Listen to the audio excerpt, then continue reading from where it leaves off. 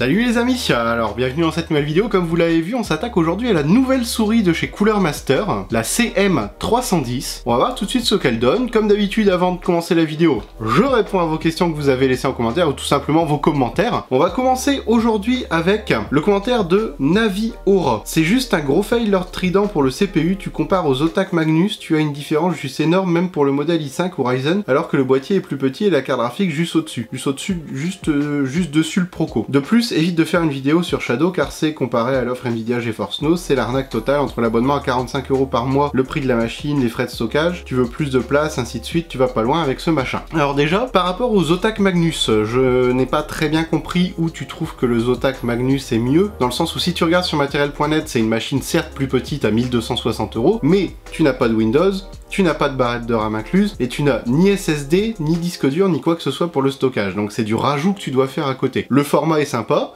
la base est très solide, c'est quand même une base hyper fiable, mais ce que tu dois rajouter à côté, personnellement, je trouve que c'est un petit peu abusé. Donc sur ça, je préférerais le trident tout de même. Après, par rapport à Shadow, j'ai pas essayé ni l'offre de Nvidia, ni l'offre de Shadow, donc je me permettrai pas de juger, mais de ce que tu en dis, c'est vrai que Shadow a l'air un petit peu abusé au niveau des prix, on essaiera de voir ça. Deuxième commentaire de Striker sur le clavier K70 RGB, il me demande tout simplement, vaut-il le coup? Eh bien oui, c'est le clavier que j'utilise actuellement, que j'utilise tous les jours pour jouer, faire mes traitements de texte, etc. Il est juste super agréable à utiliser, le RGB est magnifique, les touches ne fatiguent pas, encore heureux vu depuis le peu de temps que je l'ai, mais c'est vraiment un très bon clavier, que ça soit en performance, en résistance et autres.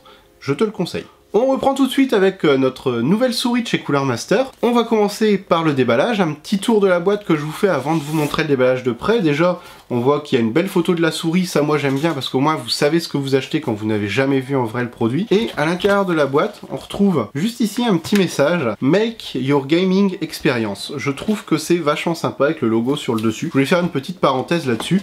En tout cas, si toi aussi t'aimes bien les produits Cooler Master, n'hésite pas à lâcher un like sous la vidéo, il n'y a pas de souci pour ça. Hop, autour du déballage. Donc dans cette boîte sympathique, on va retrouver un contenu qui est très simple. On va avoir le guide d'utilisation et la souris directement. Pas de chichi, pas de froufrou, pas de pièces supplémentaires, on est sur des choses très simples et moi déjà j'aime bien. Au niveau de l'esthétique de la souris, c'est con mais je trouve ça génial. On en revient à des choses simples, basiques, classiques. La souris a une belle forme ergonomique mais elle est simple, il n'y a pas des boutons partout, il y a ce qu'il faut où il faut. On va avoir sur le dessus de la souris, clic droit, clic gauche forcément, une molette avec une texture vachement sympa parce que ça accroche bien le doigt et ça permet de bien la sentir quand on l'utilise. On va avoir en dessous les fameuses touches pour le DPI, augmenter ou diminuer la sensibilité de la souris, sachant qu'on est sur une souris qui a une sensibilité de 10 000 dpi maximum, ce qui est déjà franchement plus que pas mal. Au milieu, un petit bouton qui va servir à justement gérer le RGB, mais on va voir qu'il n'y a pas que ce bouton-là. Du côté gauche de la souris, c'est donc une souris pour droitier, il l'annonce ambidextre, mais on a des boutons que sur le côté gauche, deux boutons, les boutons classiques avant et retour qu'après on peut binder sur nos jeux avec ce qu'on veut en gros. On a une forme qui est plutôt sympa, un poids assez léger, elle fait un tout petit peu plus de 100 grammes si on prend pas en compte le câble, donc c'est vraiment pas mal pour une souris. Moi en tout cas c'est un poids qui me va amplement. On a le logo Cooler Master au-dessus,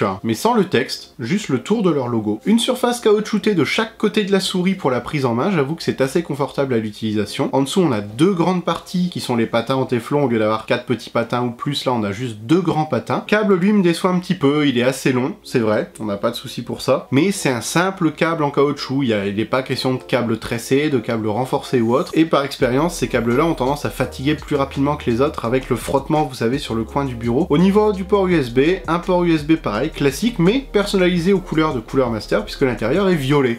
Donc c'est une petite touche assez sympathique, on a le petit logo Cooler Master dessus. C'est con, mais moi j'ai bien aimé trouver ce petit détail. À l'utilisation, elle s'avère hyper agréable et intuitive, du fait qu'elle est classique, qu'il n'y a pas 36 000 boutons, on n'est pas perdu quand on l'utilise. Elle glisse très bien sur tous les tapis, que ça soit des tapis tissu ou des tapis résine, il n'y a pas de problème. La glisse est vraiment confortable, elle est très précise. Ce que j'ai bien aimé avec cette souris, c'est qu'on peut faire tous les réglages sans avoir besoin de passer par un logiciel. Et ça, c'est très pratique. Je pense que vous aussi, vous pouvez me dire en commentaire si vous préférez régler d'ailleurs votre souris via logiciel ou via directement la souris, ou même simplement le modèle de souris que vous avez. J'aimerais bien savoir justement, ça peut être sympa, ça fait petit sondage en même temps. Mais là, en gros, comme je disais, tout est réglable dessus. Vous avez les DPI qui se règlent avec les boutons, le petit bouton du milieu qui va vous permettre, vous voyez, de changer les modes de LED, d'avoir les différents effets à la suite, les uns après les autres, juste en appuyant sur un bouton, c'est très pratique. Et après, ce qu'il y a de sympa, c'est qu'on peut aussi changer la vitesse de l'écran l'éclairage LED et la couleur avec des raccourcis. Vous faites en effet clic droit plus le bouton, vous savez, pour aller vers l'avant, ça va vous permettre de changer la couleur, ou clic droit plus le bouton pour